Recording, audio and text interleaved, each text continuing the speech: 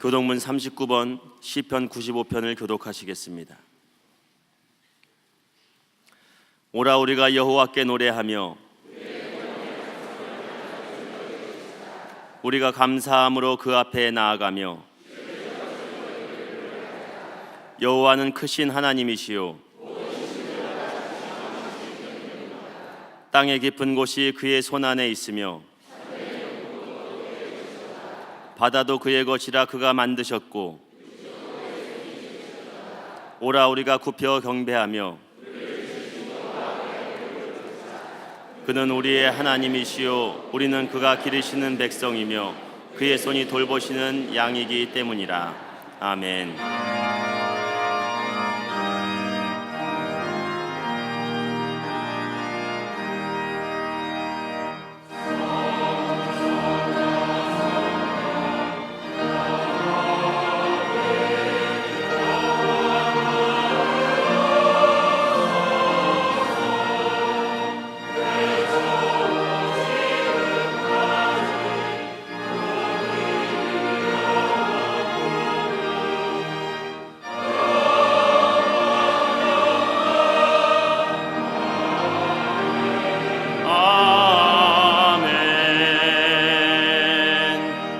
전능하사 천지를 만드신 하나님 아버지를 내가 믿사오며 그 외아들 우리 주 예수 그리스도를 믿사오니 이는 성령으로 잉태하사 동정녀 마리아에게 나시고 본디오 빌라도에게 고난을 받으사 십자가에 못 박혀 죽으시고 장사한 지 사흘 만에 죽은 자 가운데서 다시 살아나시며 하늘에 오르사 전능하신 하나님 우편에 앉아 계시다가 저희로서 산 자와 죽은 자를 심판하러 오시리라.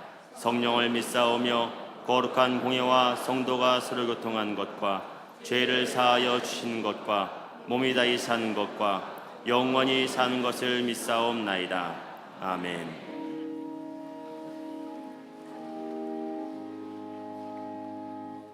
오늘 성경 말씀은 마가복음 4장 35절부터 42절까지입니다.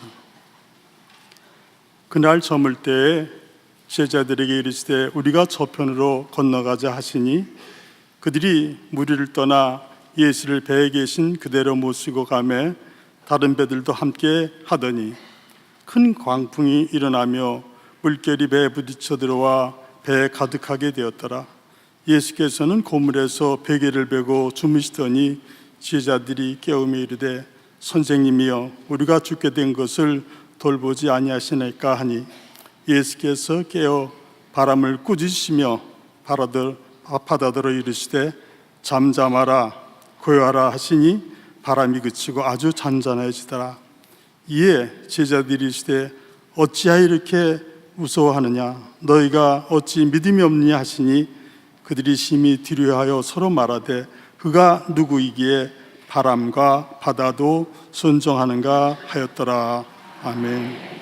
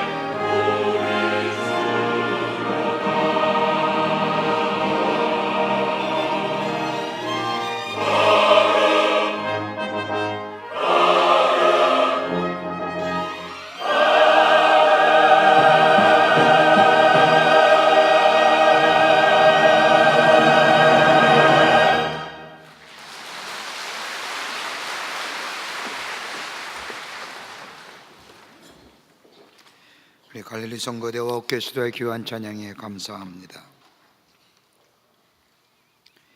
인간 누구에게나 공통적으로 가지고 있는 부정적인 감정 하나가 있습니다. 그건 다름이 아니라 두려움이라는 겁니다. 세상에 거인이라고 일컬은 사람들도 저들 마음속에 두려움이 있었음을 보게 됩니다. 역사가에 의하면 로마 제국의 아우구스투스 황제는 어두움을 두려워했다고 합니다. 그래서 밤에는 불 켜고 환하게 지냈다고 합니다. 프랑스의 유명한 왕이었던 앙리 3세는 두려운 게 하나 있었는데 다른 게 아니라 고양이를 무서워했답니다. 영국의 여왕이었던 엘리자베스 1세는 장미꽃을 두려워했고, 유명한 스페인의 투사였던 세자르 링컨이라고 하는 사람은 황제의 뿔도 두려워하지 않았지만은 쥐를 무서워했다고 합니다. 이러한 인간 누구에게나 다 두려운 것이 있습니다. 어느 누구도 그 두려움으로부터 자유로울 수가 없습니다. 그러게 심리학자인 룰로메이라고 하는 사람은 현대인의 가장 크고 무서운 병은 불안과 공허라고 말하면서 왜 현대인들이 불안하고 두려워하며 살게 되었는가를 질문하면서 몇 가지의 그 이유를 설명합니다. 그 첫 번째가 뭐냐? 가치관의 상실이라는 겁니다. 무엇을 얻고 무엇을 잃어버려야 하는 가치의 기준이 사라졌다는 겁니다. 여러분, 얻어야 할 것이 있다고 한다면 잃어버린 것도 있는 겁니다. 잃어버리지 않고 얻고자 하는 것은 욕심입니다.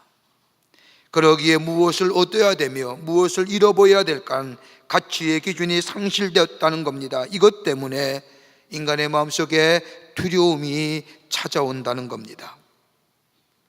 가치의 중요성보다 인간의 감정의 부분인 애착 때문에 두려워한다는 겁니다. 그죠? 내 사랑 잊어버리면 어떻게 될까? 두 번째는 인간 존엄성에 대한 자아의식의 상실이라는 겁니다. 존엄성에 대한 자아의 의식이 상실되었다는 겁니다. 다시 말하여 내 존재에 대한 의식이 없다는 겁니다. 나라는 존재가 어떤 존재인가? 어디로 가는 것일까? 내 삶의 목표가 어느 것일까? 존재의 의미와 더불어 존재의 존엄성, 자아의식의 상실이 인간에게 두려움을 가져다 준다는 겁니다. 요즘 인문학이 화제입니다. 인문학이란 게 뭡니까? 인간과 인간의 근원의 문제에 대하여 성찰하고 고찰하는 겁니다. 자연과학과 사회과학, 경험적인 접근을 주로 사용한과는 달리 사변적이며 분석적이며 인간의 실존과 존재의 의미를 깨닫게 하는 학문이 인문학이라 해서 열풍을 일으킵니다. 나에 대한 존재, 나라는 정체성이 사라질 때에 두려움을 갖게 합니다. 세 번째는 대화할 수 있는 언어의 상실이라는 겁니다. 말이 안 통하는 겁니다. 소통인데 소통의 부재가 두려움을 가져다 준다는 겁니다. 여러분, 말이 안 통하는 것만큼 답답하고 고통스러운 일이 없습니다. 요즘 흔히 우리 주변의 젊은이들 보면 쓰는 용어가 다 줄임말입니다. 도무지 이해가 안 되고 소통이 안 됩니다. 어저께 목사님들과 함께 회의를 하는 가운데 어느 한 목사님이 중고등부 학생을 위해서 묵상집을 만드는데 그 묵상집의 제목이 청혼이라 지었다는 겁니다. 그래서 듣는 순간 참 좋다. 청혼, 그러니까 푸르고 따뜻한 것. 그래서 내가 청혼, 푸르고 따뜻한 게 맞습니까? 라고 물었더니 목사님 대답하는 말씀, 아닙니다.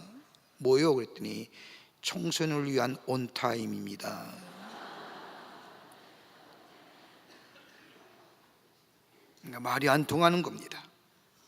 저들만의 소통입니다. 다른 사람과 소통할 수가 없습니다. 여러분, 대화가 없고 소통이 없으면 고독해지고 무능해지며 더 나아가 절망합니다. 내 말이 다른 사람과 통해야 합니다. 여러분, 외국에 나갔을 때에 파란 눈의 사람들이 혹시나 말 걸까 봐 두려워한 적 계시지요? 대화가 안 되기에 두려움이 있는 겁니다. 이것이 사람으로 하여금 두려움을 갖게 한다는 겁니다. 네 번째는 자연에 대한 무관심입니다. 자연은 지배의 대상이 아니라 함께 더불어 살아갈 대상이라는 겁니다. 여러분, 인간의 문명과 인류의 발전을 가져오면서 인간들은 얼마나 자연을 박해하고 훼손했습니까? 자연에 대한 무관심이 지금의 인간의 죄로 돌아오지 않습니까? 이것이 두려움을 가져다 준다는 겁니다.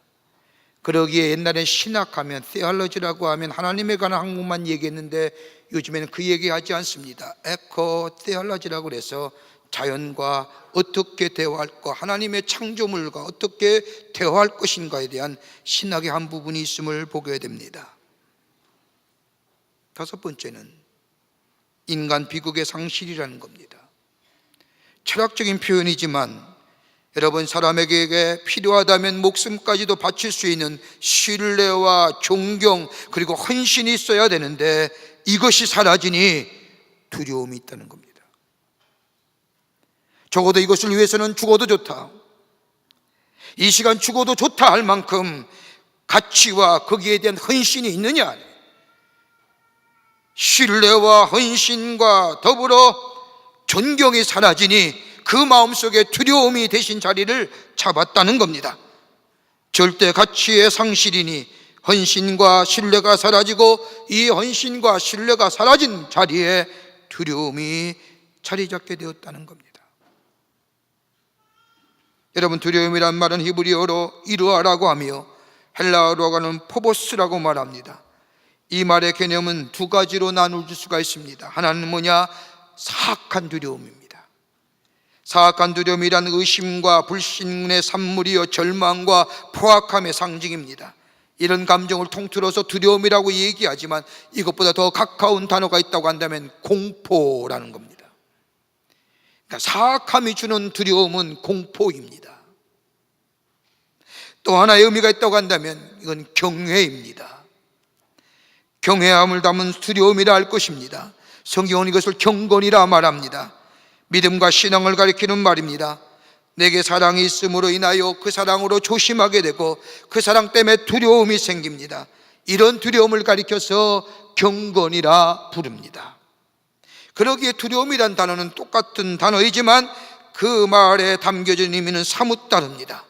사악한 공포감은 우리로 하여금 절망과 더불어 좌절을 이끌어 가지만 하나님을 경외하는 마음의 두려움은 우리로 하여금 진실과 거룩함과 사랑을 이루게 합니다.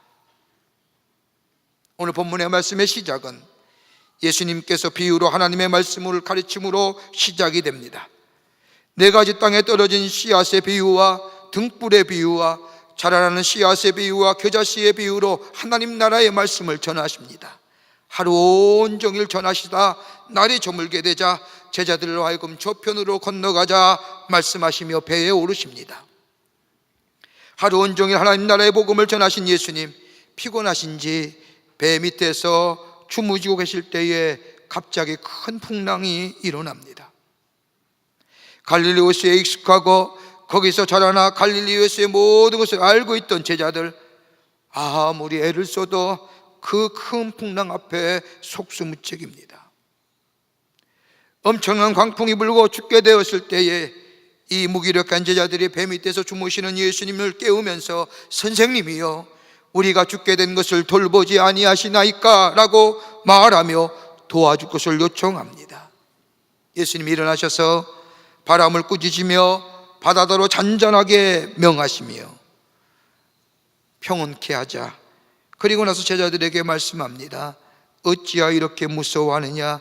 너희가 어찌 믿음이 없느냐? 책망하십니다.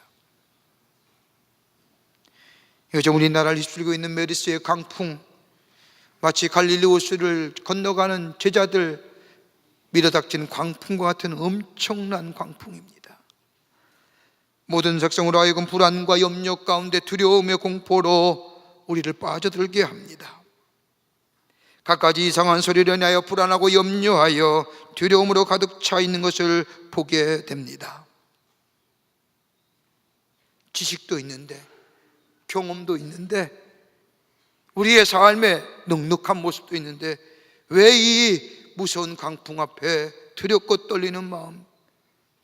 마치 제자들이 우리가 죽게 되었나이다 어찌 돌아보지 아니하십니까? 라고 말한 것처럼 큰 풍랑 앞에 제자들이 가졌던 두려움의 모습이 뭘까요? 그리고 예수님이 어찌하여 믿음이 없나고 책망하신 그 믿음이 없는 모습이 어떤 모습인가요? 오늘 본문의 말씀을 통해서 함께 말씀을 나누어보고 함께 기도의 제목을 갖고자 합니다. 하나는, 첫째는 예수님이 함께 하신다는 사실을 잊어버렸다는 거예요. 제자들이 두려움의 원인은 예수님이 어찌 너희의 믿음이 없느냐라고 물으시는 이 말씀 속에는 내가 너와 함께 있음을 어찌 잊고 있느냐라는 거예요. 오늘 본문의 말씀을 보면 제자들은 엄청난 풍랑 앞에서 자신들의 경험이나 능력을 가지고 이겨보려고 애를 씁니다. 그러나 속수무책입니다. 자신의 직업을 다, 지식과 경험을 다 동원하여 광풍 앞에 어떻게든지 그걸 넘어오려고 애를 쓰지만 속수무책입니다. 다 해보았습니다. 그런데 한 가지 잊고 있었던 것이 있습니다.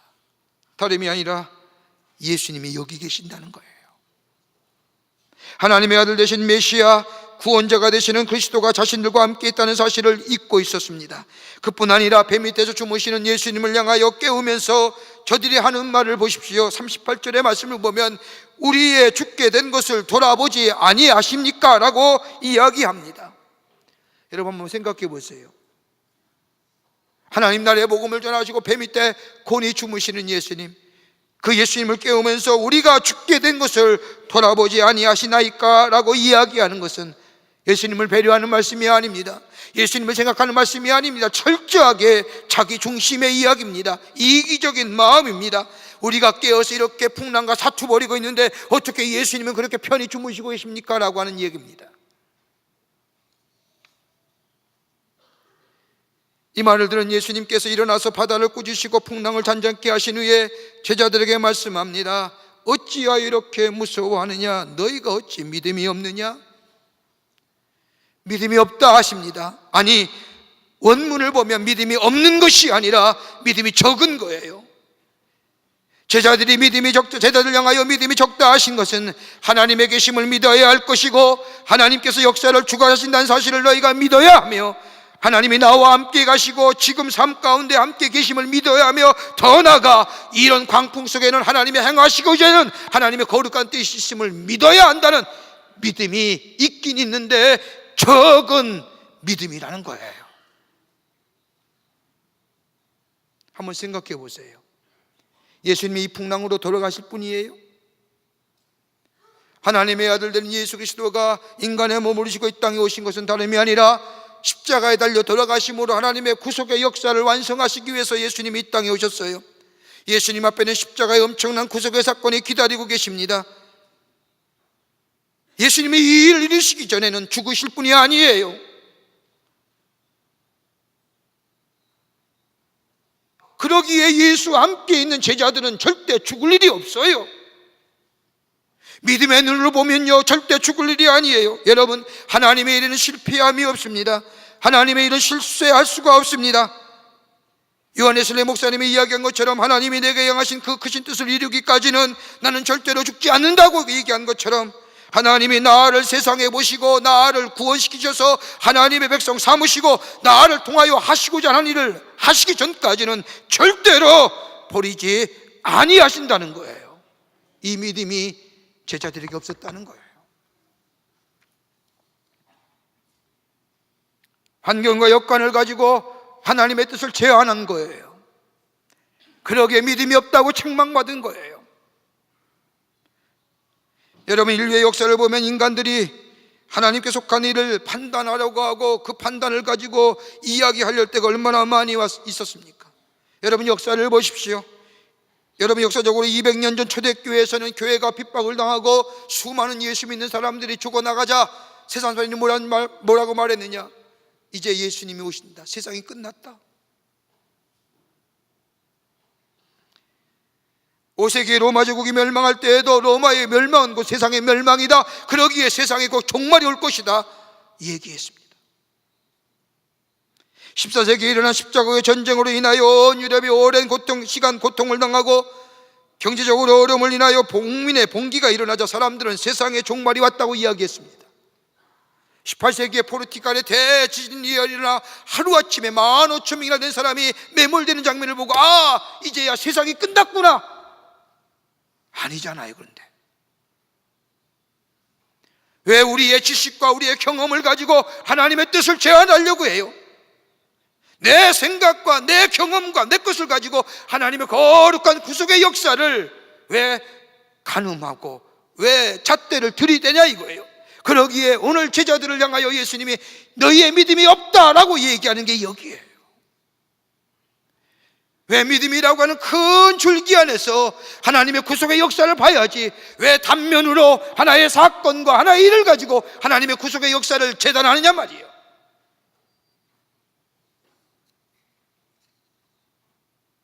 제자들은 이것을 알지 못했습니다. 깨닫지 못했습니다. 예수님이 함께 계심을 에도 불구하고 예수님이 함께 계심을 잊어버렸다는 겁니다. 그러기에 믿음이 없다고 책망하시는 거예요. 하나님이 나와 함께 하심을 믿는 사람, 그 믿음이 있게 될 때에 지금을 바라보는 것이 아니라 먼 미래를 바라보는 거예요. 예수님이 나와 함께 하시기에 하나님 예수님을 통하여 내게 하시고자 하는 하나님의 일을 이루시기 전까지는 나는 절대로 버림을 받을 수가 없다. 더 나아가 내 지식과 내 경험으로 하나님의 거룩한 뜻을 재단하지 말라는 거예요. 그러기에 제자들을 향한 예수님의 책망이 믿음이 없다 얘기하시는 거예요.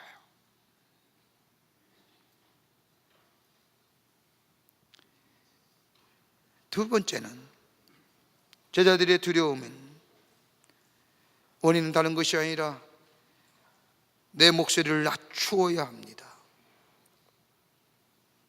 내 목소리 낮추셔야 돼요. 37절의 말씀을 보면 큰 강풍이 일어나며 물결이 배에 부딪혀 들어와 배에 가득하게 되었더라라고 기록합니다. 여러분, 예수님의 제자들이 어떤 사람들이에요? 예수님께서 제자들을 부르실 때 베드로와 야고보와 야고보 형제 요한이 어디 있었어요? 갈릴리 호숫가에서 그물을 깃고 있었어요.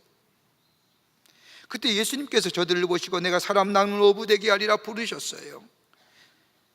자, 보세요. 예수님의 제자들 어떻게 보면 갈릴리 호수에 지식과 경험이 많은 사람이에요. 갈릴리 호수에 기대어 일생을 사는 사람들이에요. 그런데 갑자기 광풍이 불어났어요. 예기치 않은 광풍이에요. 자식의 지식과 경험을 가지고 만약에 내일 저녁에 오늘 저녁에 광풍이 일어나가면 예수님 안 됩니다, 오늘 저녁에 광풍이 일어납니다, 그 하시면 안 됩니다 얘기할 터인데 자신의 지식과 경험 가지고 오늘 절대로 광풍이 일어날 날이 아니에요. 그러다가 건너갔어요. 그런데 광풍이 몰아친 거예요. 예기치 않은 거예요. 그 광풍은 저들의 지식과 경험을 꼼짝 못하게 만듭니다. 아마도 제자들은 자신이 가졌던 경험과 지식을 가지고 그 광풍을 이겨보려고 노력했을 겁니다. 이럴 때는 어떻게 해야 되고 저럴 때는 어떻게 해야 되고, 야 이리 와봐 저리 와봐 소리 지르며 이리저리 마음껏 이야기했을 겁니다. 그런데 안 돼요. 철저하게 나약함을 경험해요. 여러분, 인간이 나약해질 때에 나타나는 행동이 있습니다. 철저하게 자신의 나약함이 드러날 때에 감추려는 마음이에요. 숨기고 싶은 마음입니다. 또 하나는 뭐냐? 다른 사람에게 자신의 나약함을 돌리는 거예요. 제자들 보십시오. 자신의 지식과 경험을 가지고 최대한으로 애를 썼는데 아무런 것이 없자 자신의 나약함이 드러나자 예수님께 모습을 돌립니다. 38절에 이런 얘기예요. 우리의 죽게 된 것을 왜 돌아보지 아니하십니까? 라고 하는 거예요. 왜 우리가 죽게 된 것을 보고 계시냐는 거예요. 하나님의 아들이라며 메시아라고 하며 그리스도라며 인류의 구원하러 오셨다고 하니 당신 왜 우리의 고통을 돌아보지 아니하십니까? 라고. 이런 제자들에게 예수님은 일어나셔서 풍랑을 잔잔케 하시고 바다를 고요케 하시고 제자들에게 말합니다. 어찌하여 이렇게 믿음이 없느냐? 믿음이 없다고 하신 말씀은 내가 너와 함께 하심을 알지 못하느냐, 믿지 못하느냐, 더 물어서 뭐예요? 경고망동하지 말라는 거예요. 예수님과 함께 계심을 믿는다면 경고망동하지 말라는 거예요. 내 지식과 내 경험 잠잠하라는 거예요. 내 말소리 죽이라는 거예요. 내 주장도 내려놓으라는 거예요. 여러분, 여호수아가 이스라엘 백성을 데리고 가나안 땅을 정복하기 위해서 요단을 건너요. 모세들을 이어서 이스라엘 백성을 이끄는 이 여호수아, 저 가나안 땅에 들어가 보니 거대한 성 여리고성이 있는 겁니다. 정탐꾼을 보내왔어요. 정탐꾼이 와서 하는 얘기가 다 하나같이 우리는 저들에 비하면 메뚜기입니다. 우리는 저들의 밥입니다. 안 됩니다. 그 부정적인 얘기에 온 이스라엘 백성이 불안과 공포 가운데 두려움에 휩싸이게 됩니다. 그때 하나님께서 여호수아에게 저 여리고성을 넘어뜨릴 방법을 가르쳐 줍니다. 여호수아 6장 10절의 말씀을 보면 여호수아와 이스라엘 군대에게 하나님이 말씀하시기를 너는 외치지 말며 너의 음성을 들리게 하지 말며 너희 입에서 아무 말도 내지 말라. 그리하다가 내가 너희에게 명령하여 외치라 하는 날에 외칠지니라. 개역성경에 보면 더 귀하게 표현돼요. 너의 음성을 들내지 말며. 들내지 말라고 하는 뜻은 다른 것이 아니라 목소리를 낮추어라. 너의 음성 낮추어라는 거예요. 어린아이들에게 야 조용히 쉬. 본문의 표현대로 하면 너의 목소리를 낮추어라. 너의 목소리를 들리지 않도록 하라 라는 얘기입니다. 여러분, 그리스도인에 있어서의 가장 승리의 비결은 내 목소리를 죽이는 겁니다. 내 목소리를 높이는 것이 아니라 내 소리를 낮추는 겁니다.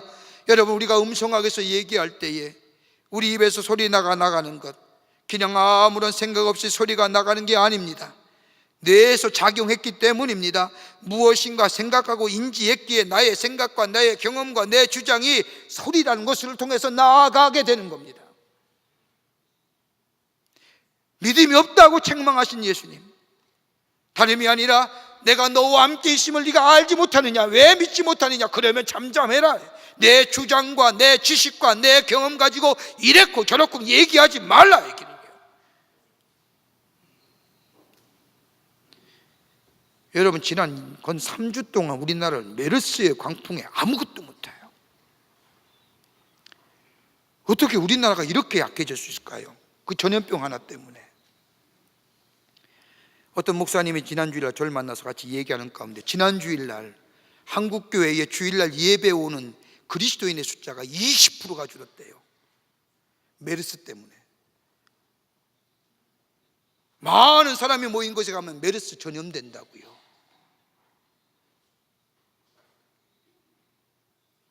그러면서 메르스에 대한 얘기들이 얼마나 많이 해요. 감염률 내면 치사율이 40%다. 그걸 막기 위해서는 양파를 발라라, 바세린을 코에 넣고 다녀라. 여러분, 갖가지 의견들이 얼마나 많아요.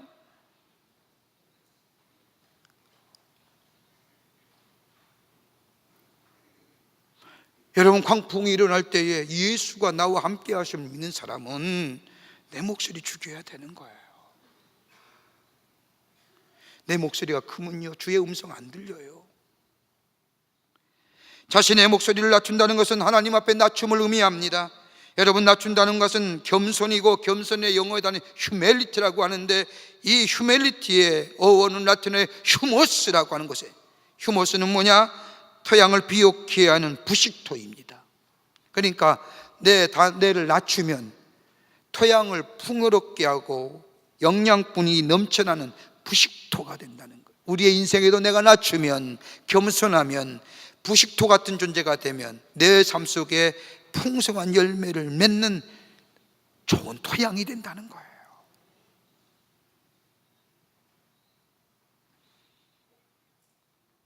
나의 소리를 죽여야 됩니다. 내 안에 있는 것이 죽어야 됩니다. 내가 죽고 예수가 살아야 합니다. 내 목소리가 죽고 내 지식이 죽고 내 경험이 죽어야 내 안에 예수가 사시는 겁니다.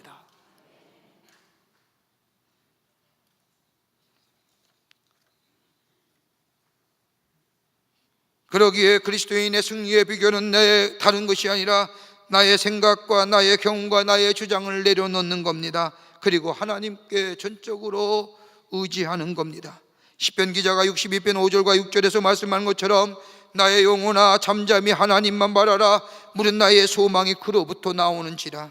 오직 그만이 나의 반석이시요 나의 구원이시요 나의 요새시니 내가 흔들리지 아니하리로다. 주님만 바라보. 내 거 낮추면 주님이 드러나요. 주님이 역사하세요. 주님이 행하세요. 기도가 뭐예요? 내 것 내려놓는 거 아니에요.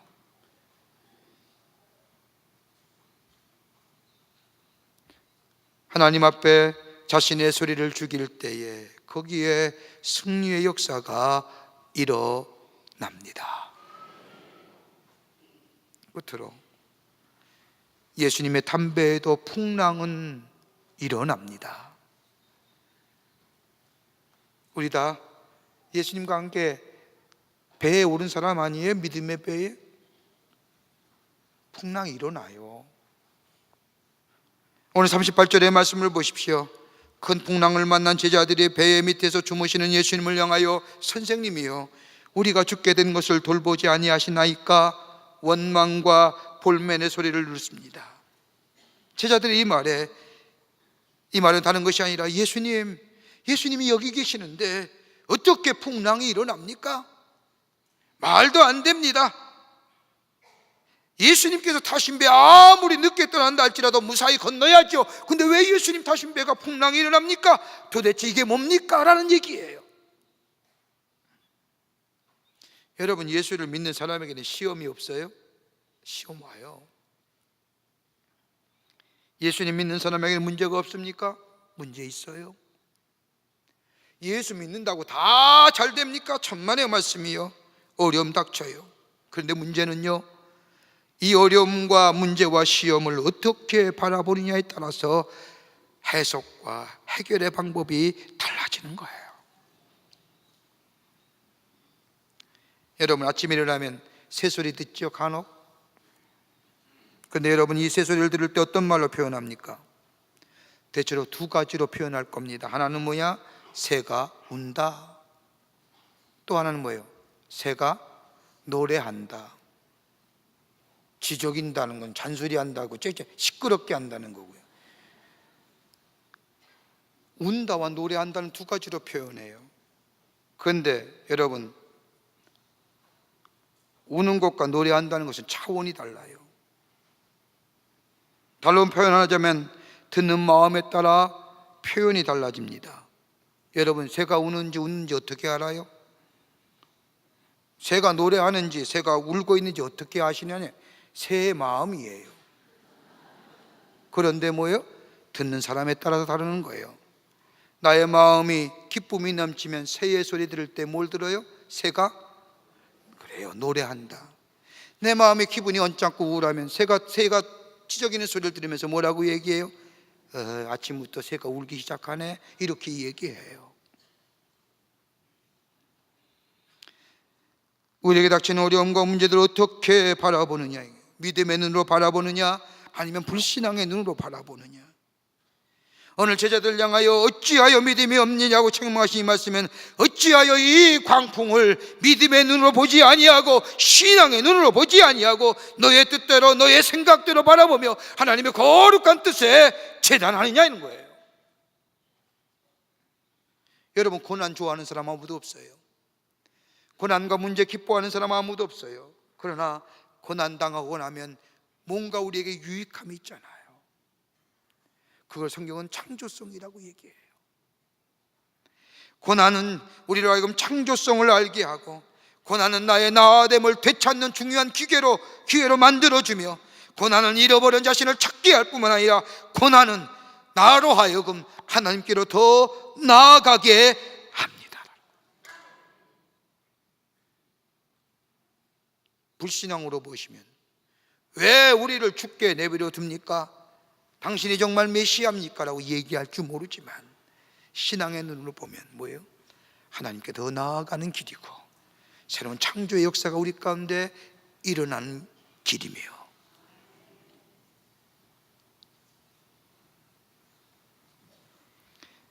옆에 예수님이 계시다면 두려울 것이 없습니다. 예수님이 계시면서 예수님이 계신다는 사실을 모르기 때문입니다. 예수 믿어도 예수 계심을 느끼지 못하면 예수 믿지 않는 거예요. 그러기에 예수 믿어도 두려움 있는 거예요. 한 부인이 뇌 이상이 생겨 수술을 해도 살 수 있는 확률이 10%밖에 되지 않는다는 진단을 받았습니다. 남편이 이런 의사의 말을 듣고 좌절해 있는 아내를 위해 기도합니다. 그리고 한 가까운 친구에게 자신의 아내의 중병을 알렸습니다. 수술 당일 남편은 아내를 차에 태우며 천천히 차를 몰기 시작을 합니다. 잘못되면 다시 올 수도 없는 길입니다. 볼 수도 없는 집들입니다. 그리고 동네입니다. 남편은 아내를 위하여 천천히 동네 한 바퀴를 돕니다. 그런데 그때 놀라운 일이 벌어졌습니다.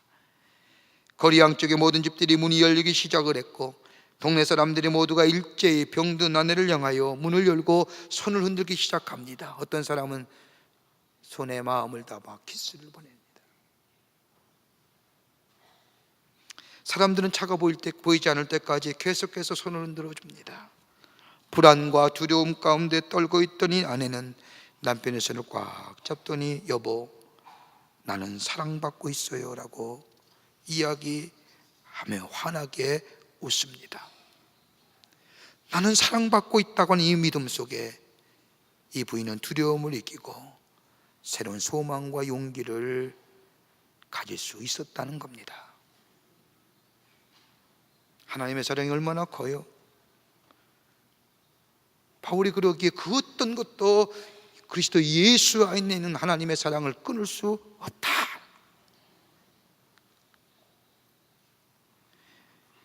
(1942년) 유럽에서 세계 2차 세계대전이 일어나 미국도 공포와 두려움에 휘말리고 모든 사람이 불안에 떨고 있었습니다.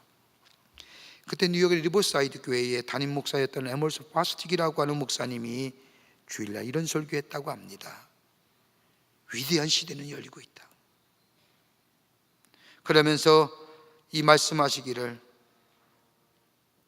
재난과 고통과 혼돈과 흑암이란 결코 저주를 주는 마지막이 아니라 위대한 시대가 열리는 징조이며 새로운 믿음을 시작할 수 있는 기회이며 믿음이 있는 자는 하나님과 더 가까이 할 수 있는 또 다른 기회였다.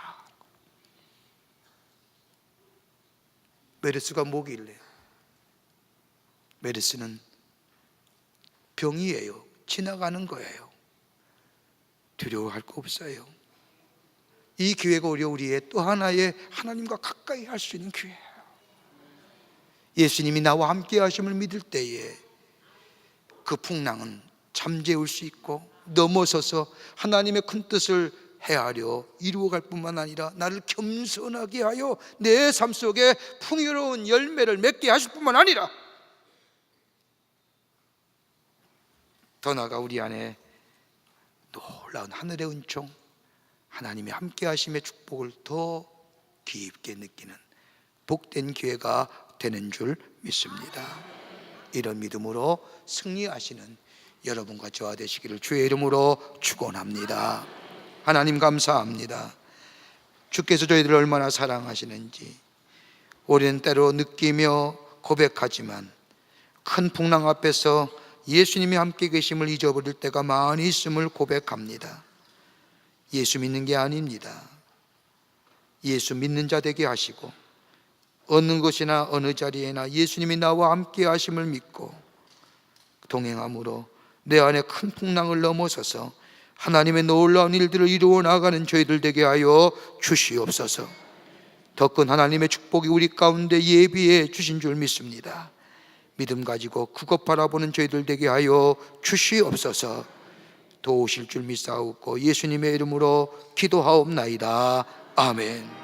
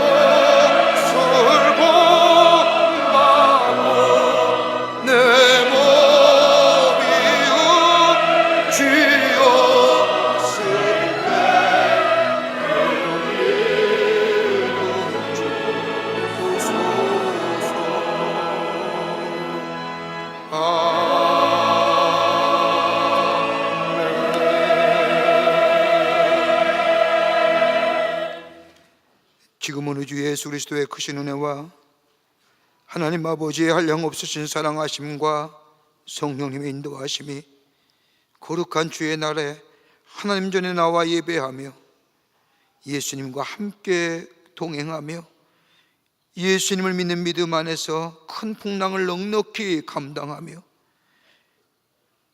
예수님과 함께 늘 겸손한 자리에서 우리의 삶 속에 30배, 60배, 100배의 열매를 맺기로 새롭게 결단하고 저 세상을 향하여 나아가는 우리 모든 사랑하는 광림의 권속들과 영상을 통하여 예배드리는 한국교회 성도들과 그 밖에 흩어져 있는 당신의 거룩한 백성들 위해 주께서 지금으로부터 영원토록 함께 하시기를 간절히 축원하옵나이다. 아멘. 좋으신 하나님, 좋으신